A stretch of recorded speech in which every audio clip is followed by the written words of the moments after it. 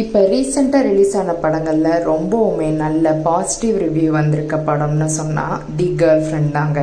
அந்த படத்தோட இயக்குனர் வேறு யாருமே இல்லை, பாடகி சின்மயி அவங்களுடைய கணவரான ராகுல் தான். அவங்களோட இயக்கத்தில் இப்போ ரீசெண்டாக வெளியான படத்தில் நடிகை ராஷ்மிகா மந்தானா தான் மெயின் ஹீரோயினாக நடிச்சிருக்காங்க. அந்த படத்தோட சக்ஸஸ் மீட் இப்போ ரீசெண்டாக, அதுவும் நேற்று நடந்தது. அந்த சக்ஸஸ் மீட்டுக்கு நடிகர் விஜய் தேவரகொண்டா வந்தது மட்டும் இல்லாமல் அவங்கள பாராட்டும் விதமாக இந்த மாதிரி அழகான ஒரு வீடியோ வெளியாகிருக்குது. இதை பார்த்துட்டு ஆல்ரெடி எல்லாருமே இவங்களுக்கு ஆல்ரெடி நிச்சயம் ஆயிடுச்சு.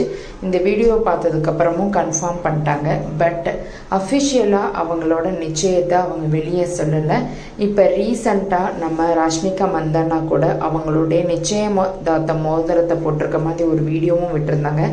அதுக்கப்புறம் இந்த சக்ஸஸ் மீட்டுக்கு விஜய் தேவரகொண்டா வந்தது மட்டும் இல்லாமல் இந்த மாதிரி தன்னோட லவ்வை வெளிப்படுத்தினதை பார்த்து எல்லாருமே கன்ஃபார்ம் பண்ணிட்டாங்க. ஆமாங்க, இவங்க 2 பேருக்கும் கூடிய சீக்கிரத்தில் ஜெய்ப்பூர் பேலஸில் கல்யாணம் நடக்க போதுங்க.